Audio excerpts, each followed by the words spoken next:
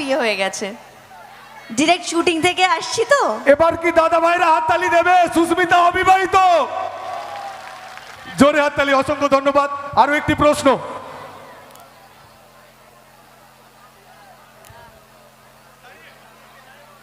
বলো বলো, শুনছি। ম্যান্ডি যে এত এভির গায়ে পড়ে, তোমার হিংসা হয় না? প্রচন্ড হিংসে হয়। এটা খুব ভালো কোয়েশ্চেন করেছো। এবং যখনই ম্যান্ডি এভির কাছাকাছি কাছাকাছি আসে তখনই কথা চেষ্টা করে যে যাতে যেভাবেই হোক না কেন ম্যান্ডিকে দূরে সরিয়ে দেওয়ার, এবং বিভিন্নভাবে ও চেষ্টা করে। ওর মুখটা তখন রাগে লাল হয়ে যায়, প্রচন্ড জেলাস ফিল করে। তো অবশ্যই জেলাস ফিল করে। ওকে একটা জবা পাতা চা খাইয়ে দেবে তাহলে ভালো। ওকে পিচুটি পাতার চা খাওয়াতে হবে। আর কেউ আছেন? প্রশ্ন? কোন প্রশ্ন আছে পেছন দিকে? ওই দিক থেকে বোধহয় প্রশ্ন আছে। দাদা ভাইদের কাছ থেকে প্রশ্ন আছে? এখানে প্রশ্ন। আসছি আসছি। হ্যালো বলো। দিদি, আমি আপনার প্রচুর ফ্যান। Thank you. আর আপনি যে কথাগুলি সিরিয়ালটা করেন আমরা রোজ দেখি, আপনাকে প্রচুর ভালো লাগে। বিশেষ করে এবির সঙ্গে যখন রাগ ধুনসুটি করেন তখন হেভি লাগে আপনাকে দেখতে। Thank you so much. এভাবেই ভালোবাসা দিও, এবং আমরাও চেষ্টা করব আরও বেশি বেশি করে খুনসুটির সিন রাখার। খুনসুটি ভালো লাগে। আর কিছু প্রশ্ন? আর কিছু? ও এদিকে প্রশ্ন আছে, বলো। আসবো। প্রশ্নটা মাইকে নেব, প্রশ্নটা মাইকে নেব। বুঝতে পারছো দাদা, না? আচ্ছা আচ্ছা আচ্ছা। প্রশ্নটা মাইকে নেব। কে প্রশ্ন কি ছিল?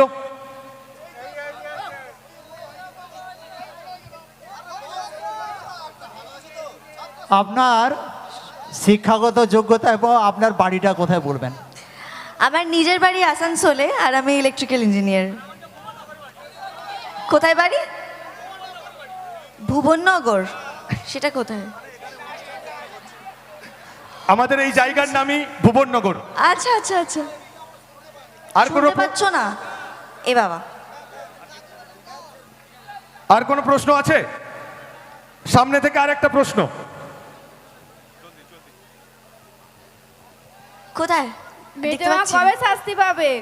কে? মেজমা? হ্যাঁ, মেজমাকে ধরার চেষ্টাতেই আছি। অনেক সন্দেহ জমা হয়েছে কথার মনে মেজমার প্রতি। তো এবার আশা করছি আস্তে আস্তে মেজমা ধরা পড়বে। এভি আর কথার মধ্যে কি প্রেম হবে না হবে না এখনো? এভি আর কথার মধ্যে আপাতত খুনসুটিটাই থাক। প্রেমটা হয়তো ধীরে ধীরে হবে, এবং আমাদের নতুন একটা প্রোমো শ্যুট হয়েছে। আশা করছি খুব তাড়াতাড়ি তোমরা সেটা দেখতেও পাবে, দু একদিনের মধ্যেই। আর আমার মনে হয় সেই প্রোমোটা তোমাদের সবার খুব ভালো লাগবে। আর এখন গল্পের সব বলে দিলে আর সিরিয়াল কেউ দেখবে না, কিছুটা গল্প বাকিয়ে রাখতে হবে। আর একটা প্রশ্ন একদম শেষ প্রান্ত থেকে। দিদি, আমি বলছি পাচক মাসের মার কি স্মৃতি ফিরবে আপাতত? এই মুহূর্তে তো স্মৃতি ফিরবে না, এবং সামনের একটা খুব দারুণ গল্প আসতে চলেছে মাকে ঘিরে, সেটাও আশা করছি তোমাদের খুব ভালো লাগবে। তো এখনো পর্যন্ত স্মৃতি ফেরেনি, আমি জানি না কবে স্মৃতি ফিরবে মায়ের। এবার মায়ের স্মৃতি ফিরে গেলেই তো পাচক মাসের অন্য মেয়ের সাথে বিয়ে দিয়ে দেবে, সেটা ভালো লাগবে তোমাদের? শেষ আর একটা প্রশ্ন আমরা শুনে নেব। অবশ্যই। আপনার গোবর দেবী নামটা কেমন লাগে? আমার খুব ভালো লাগে। খুবই অদ্ভুত একটা নাম। যখন আমি প্রথম শুনেছিলাম যে আমার নাম মিস গোবর দেবী হবে, তখন এটা অদ্ভুত লেগেছিল, গোবর দেবীটা আবার কেমন নাম।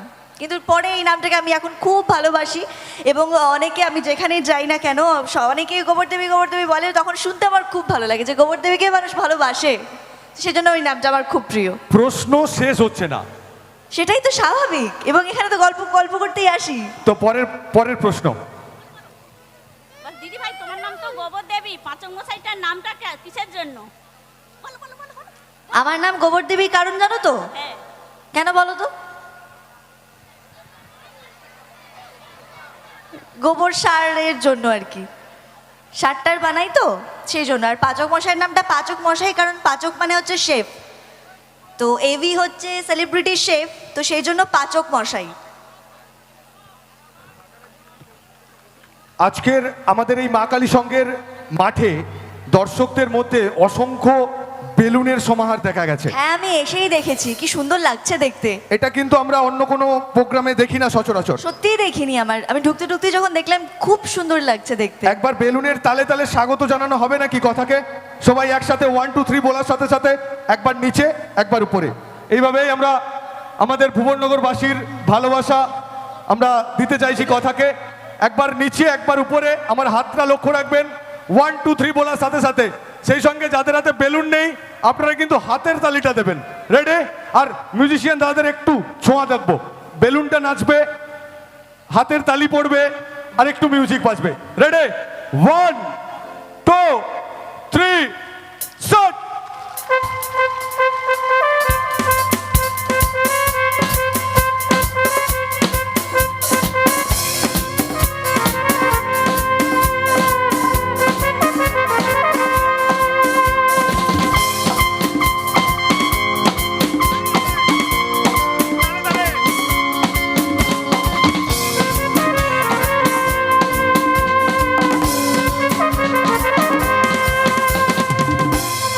অসংখ্য ধন্যবাদ থ্যাংক আপনাদেরকে। You so much. তাহলে আবার একটু গানে ঢুকি? হ্যাঁ